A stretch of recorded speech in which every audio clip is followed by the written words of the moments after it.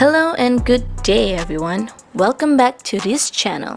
I'm Dina and my partner Jess will be talking about poems, more specifically the best one and the one to be eliminated from the SPM syllabus.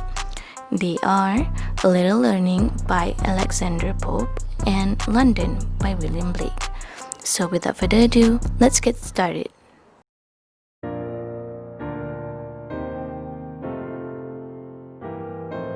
So I'm going to start off with the poem A Little Learning by Alexander Pope. This poem starts off with the proverb, "A little learning is a dangerous thing," which emphasizes that the moment we start to have a bit of knowledge, it can ruin us with much pride and arrogance. On the other hand, if we choose to be more knowledgeable by exploring the knowledge as a whole, we'll become more rational, logical, and humble altogether. The poet talks about how drinking can be intoxicating, but drinking a lot of water can keep you sober, and when climbing a mountain, even if you reach the top, you still have a long way to go. This is how the poet has beautifully used metaphors to portray when a person doesn't pursue and invest in knowledge, they can be conceited and also mislead others around. Therefore, the usage of the proverb gives the idea of what the poem is about. Now, as for the theme of the poem, it is the pursuit of knowledge. This suits well with the concept of the poem, as throughout the poem, the poet explains the importance of acquiring knowledge in depth. The starting of the poem already gives away the main idea of the poem.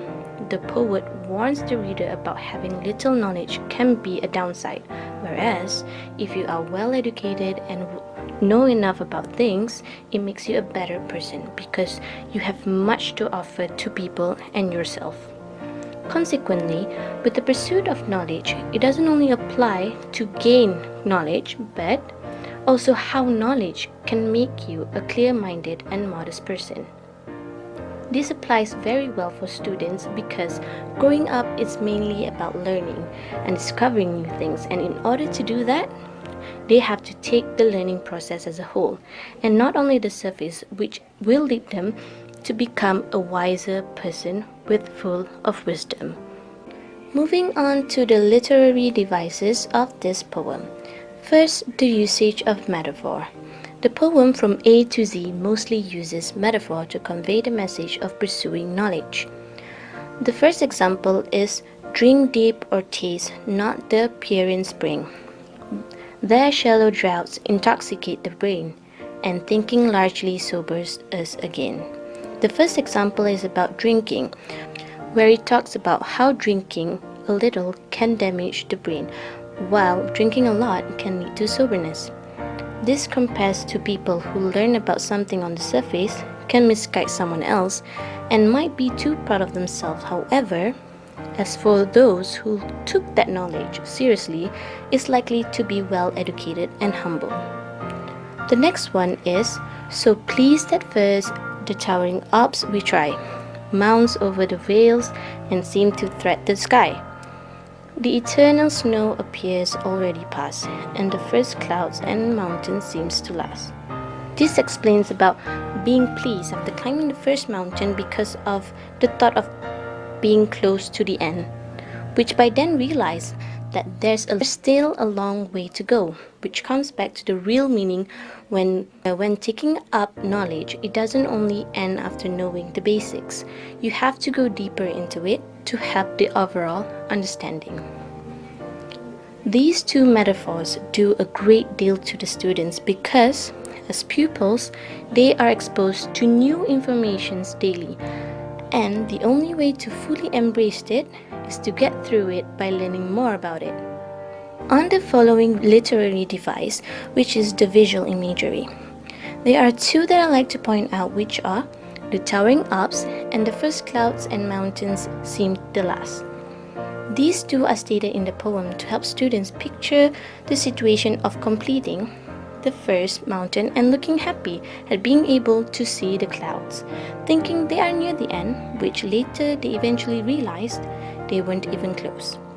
This helps students to visualize the picture the poet is trying to paint for them.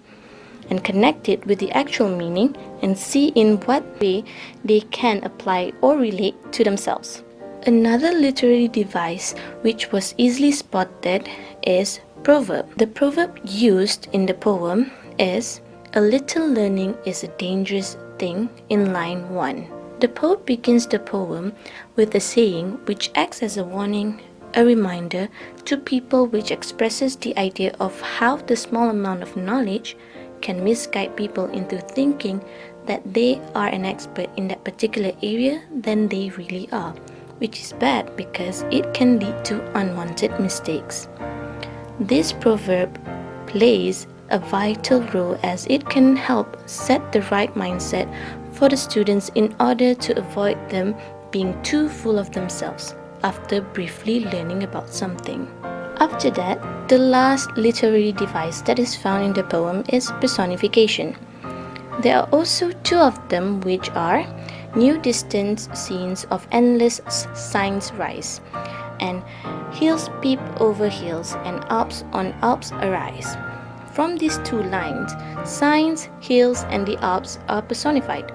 The action like rising, peeping, and arising are all human traits. The personification is used to help the readers, specifically the students in this case, to understand the context better.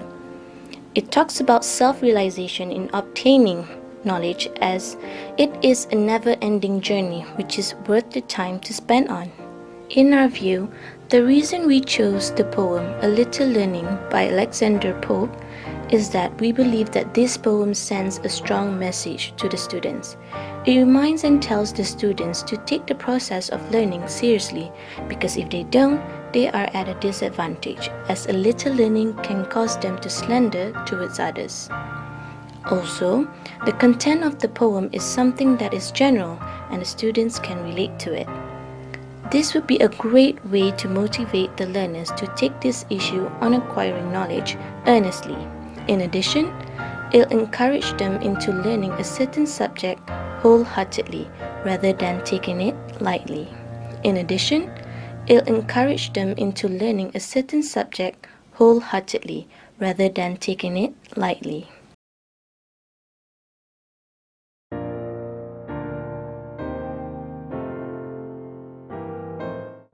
The summary of the poem London. The speaker takes a walk through the designated streets of London. This walk brings the speaker near the river Thames, which seems to have its course dictated for it as it flows throughout the city. The speaker sees signs of resignation and sadness in the faces of every person the speaker passes by. The speaker hears this pain too, in the cries of men as well as those of fearful newborn babies. In fact, in every voice in the city, in every law or restriction London places on its population, the speaker can sense people's feeling of being oppressed by city life. The speaker hears the cry of young chimney sweeps, whose misery brings shame to the church authorities. Thinking of unfortunate British soldier dying in vain, the speaker imagines their blood running down the walls of a palace. Most of all, the speaker hears the midnight cries of young prostitutes who swear and curse at their situation. In turn, this miserable sound brings misery to their tearful newborn children. The speaker also imagines this sound plaguing what the speaker calls the marriage hearse, a surreal imagined vehicle that carries love and death together. Literal meaning of the poem. Stanza 1. The speaker was walking through the organized street of London, near the river Thames, and he sees sadness and weakness in every face he passes by. In stanza 2, the speaker stresses about the crying he hears from every man, every infant, voice in every barn, caused by a non-existent chains. Stanza 3, the speaker talks about the cry of the chimney sweepers and also the great dismay of the blackening church, and the hopeless soldier who are bleeding and got their blood running down the palace wall. In stanza 4, at midnight, the speaker hears at the street the sound of youthful harlot cursing at their tearful newborn baby, and the speaker also talks about how contagious disease such as blights and plague is somehow related with the marriage hearse. Next, we'll move on to the implicit meaning for every stanza. In the first stanza, the speaker provides setting and tone. The setting can of course be derived from the title, but the first stanza also reveals that the speaker is walking down a street. He says that he wanders down each chartered street. The term wander gives some insight into the speaker as well.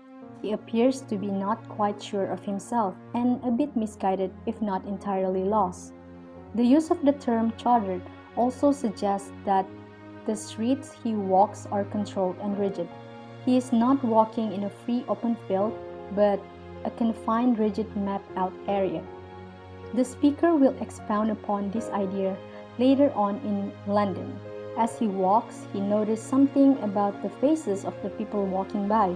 There seems to be the marks of weariness in them all. He describes their faces as having weakness and woe. This sets up the tone as melancholy.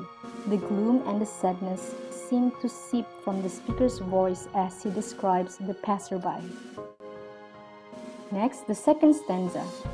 While the first stanza sets up the tone of London, the second stanza gives some insight into the speaker's melancholy feelings toward the people he watches passing by. The speaker reveals that from the cry of the newborn infant to the cry of the full-grown man, he hears the mind-forged manacles. This gives insight into his despairing view of mankind. The manacles are shackles or some kind of chain that keeps a person imprisoned. The fact that these chains are mind-forged reveals that they are metaphorical chains created by the people's own ideas. The use of the word band reveals that these manacles are placed there by society. A ban, of course, is a restriction given by law. The speaker's use of words such as shattered, ban, and manacles reveal his belief that society metaphorically imprisons people. Suddenly, it becomes apparent that the thoughts, treasures, and ideal of society are under scrutiny here. Stanza 3. In this stanza of London, the speaker digs even deeper into the reasons for his feelings toward humanity. He implies that the shackles worn by the people and inflicted by society have some disastrous result. He begins with the chimney sweeper. This chimney sweeper was one of the poorest of society. His life expectancy was threatened because of his line of work. He was consistently dirty and sick. Those of the lowest class were forced into this kind of work in order to provide for their families. Then the speaker criticizes the church, calling it blackening and claiming that even the church appalls at the chimney sweeper. Often, the chimney sweepers were just children. They were small enough to fit down the chimneys. These children were often orphaned children, and the church was responsible for them. This explains why the poet ties the chimney sweepers with the blackening church. The speaker then turns his attention to the hapless soldier.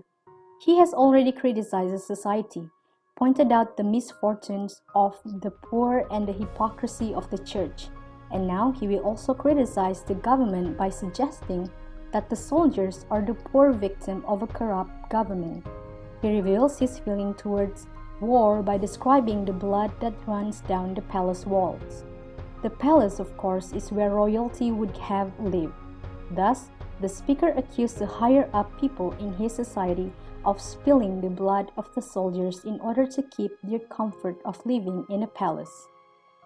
Lastly, stanza 4. In the final stanza, the speaker reveals how the corruptness of society attacks innocence. He says that he hears the youthful harlot's curse. The idea of a youthful harlot suggests the level of poverty and corruption that a girl who was yet a youth would be involved in prostitution. Then, things become even more interesting as the speaker reveals the object of the harlot's cursing. She curses at the tears of a newborn baby.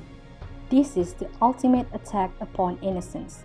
The speaker does not reveal whether the harlot is the mother of the baby or not, but he does imply that rather than comforting a crying infant, she curses it. This reveals the hardened heart of the harlot, which represent the hardened heart of society at large. While the innocent shed tears, the perverted attack them. The last line of London reveals the speaker's thought on marriage as well. The harlot apparently has blighted the marriage hers.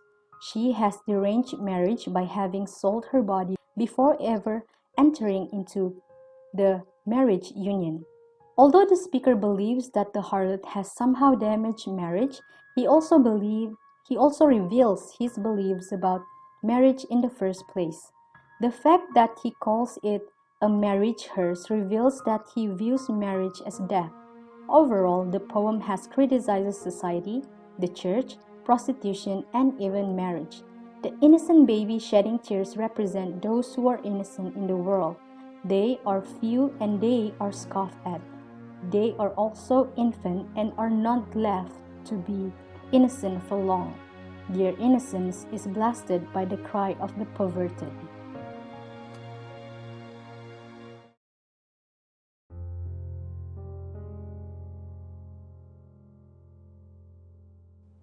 The themes of the poem is the oppression of urban life. The city of London during Blake's time was full of misery. The dirty and dangerous city is an intense expression of human life, not at its fullest but at its most depraved. The people's face show mark of weakness and woe. They are not free and are chained by their own mindset.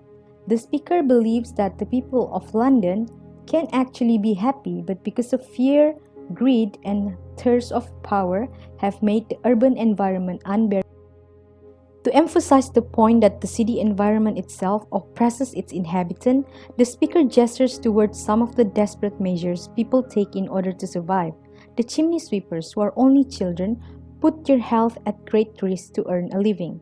Both the soldiers and the harlot, in different ways, must sell their bodies in order to survive. In other words, everyone is trapped by their situation, forced to exchange the only things they have, which is their body, in order to keep those bodies alive. The second theme that can be seen in this poem is the corruption of childhood. London also touches on an important theme throughout Blake's work, one that is especially prominent in his songs of innocence and experience, the corruption of childhood. Blake believed that people are born with everything they need for a joyful living and happy life, but that the adult world corrupts this innocent state. In this poem, the speaker describes how children are essentially crushed by the adult world, thus building a vivid argument supporting Blake's broader belief. The speaker of London presents urban children as being in distress from the moment they are born. Example, line 15 describes how newborn babies are blasted by the curses of their impoverished prostitute mothers. With this image, the speaker gestures towards an ongoing cycle of misery. Miserable mothers lead to miserable children, who may themselves create more miserable children later on. That is integral to the urban environment. Similarly, in line 6, infants are characterized as consistently crying, and these cries are specifically related to the fear they feel. It is as though they can sense the misery around them before they've even developed their ability to meaningfully perceive and make sense of the world. Perhaps the most poignant reference to childhood corruption is in line 9, when the speaker discusses the chimney sweepers. Chimney sweepers was a brutal but very common profession in London in Blake's day, and it was work that children were frequently sold or forced into. Like the prostitute and the soldiers mentioned elsewhere in the poem, the impoverished children of London are forced to exchange their one possession, which is their bodies, for money, food, and or lodging. In other words, they give up their childhood when they should be playing and learning about the world in order to merely survive. And doing so, of course, actually diminishes their chances of survival. because chimney sweeping places them in toxic and physically dangerous environments. Through the image of childhood suffering that the speaker observes and recreates for the readers, Blake seems to suggest that the oppression of children is one of the worst examples of how the mind-formed manacles of urban life and industrialization corrupt society. Moving on, in this poem, literary devices plays an important role to bring out the dark side of the poem. So, for example, repetition. Repetition is used several times in this poem. For example, the word chattered, meaning map, is repeated to show the characteristic of the urban city. Repetition of this word is used to emphasize the restriction of being free, contrasting with the life in the countryside. Next, the word mark is repeated 3 times as a means of emphasizing the way in which the polluted city marks its inhabitant. In the following stanza, the word cry to emphasize the suffering of both adults and children in London. Another literary device that is seen widely used in the poem is thimble. For example, manacles in line 8 symbolizes the restriction of freedom and slavery. Other than that, in line 9, chimney sweeper, which is a person that cleans the inside of a chimney, represents or symbolizes the soiling and corrupting of innocence, because the chimney sweepers are usually children, and children are a symbol of innocence. And next is church, a building that is used for public worship, but in this poem it symbolizes a place that represents all good things. And in this poem, this place, this good thing, is already corrupted. Next is metaphor. Metaphor can be seen in line 8. Mind-forged manacles I hear. The manacles are related to the cries and the sound the speaker hears earlier on in the poem, and is also symbolic. It symbolizes the way the people are restricted and enslaved, resulting in widespread of crying and worrisome. When the truth is, these mind-forged manacles are not even real. It's just a metaphor to show that the people are chained by some restriction that only appear in their mind and is not happening physically. We choose to remove the poem London from the SPM syllabus because we feel like the students cannot really relate much from it in terms of its background and the message that it tries to convey. Other than that, the poem itself contains a strong history of London from the past, specifically in the 18th century. Most students in Malaysia, especially those residing in the rural area, might have little knowledge about London today, what more of London in the past, not to mention about the depressing, disturbing, and dark element presented in this poem. This adds up to the list of reasons to why we want this poem to be taken out from the syllabus. All in all, because of the reasons mentioned, we feel that if this poem were to be in schools, it will be meaningless for the students. That is why we agree to pick London as the poem that we want to be removed from the SPM syllabus. What I need is a